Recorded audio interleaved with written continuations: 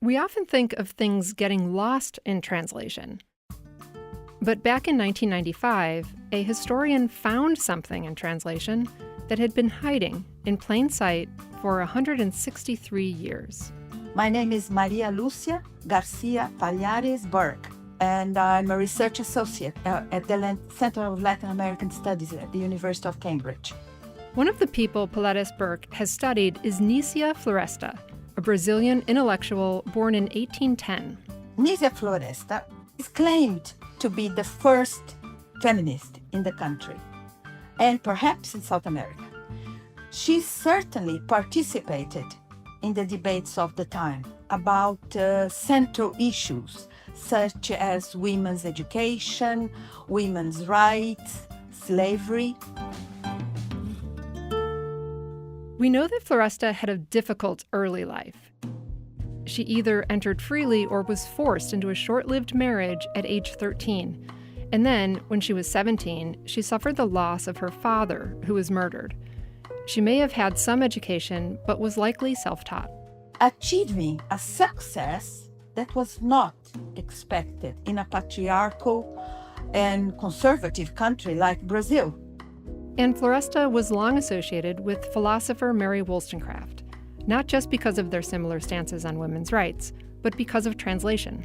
In 1832, she published what was presented as the translation of a very progressive book by the British feminist Mary Wollstonecraft. Except that's not actually what Floresta had published, as Palhares Burke discovered.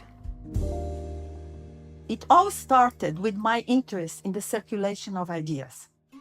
I decided to put the two texts together. The so-called, that was presented as a free translation of Mary Wollstonecraft, with the actual text of Mary Wollstonecraft.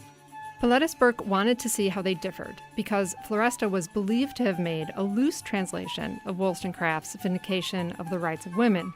But she discovered that Floresta had actually made a direct translation of a different feminist text, and in some ways a more radical one, by someone who wrote under the pseudonym Sophia, a person of quality. Palhares Burke was excited to share this news beyond her academic circles. I thought it was going to be the beginning of a very interesting intellectual discussion. But she got a chilly reception to an article she wrote for a newspaper in northern Brazil, where Floresta was born. And it was a disaster.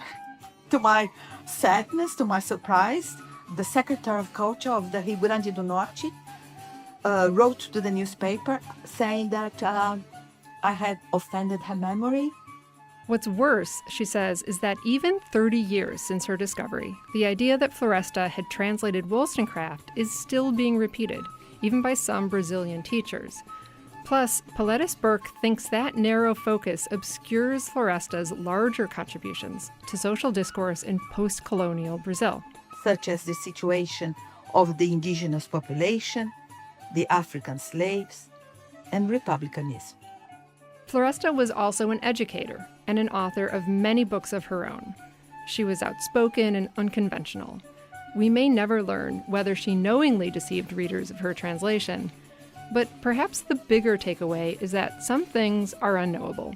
There is a very interesting art historian, Ernest Gombrich.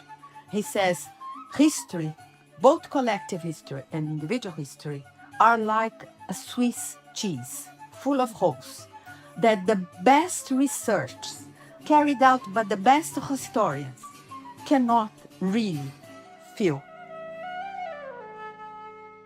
For Philosophy Talk, I'm Mary Catherine O'Connor.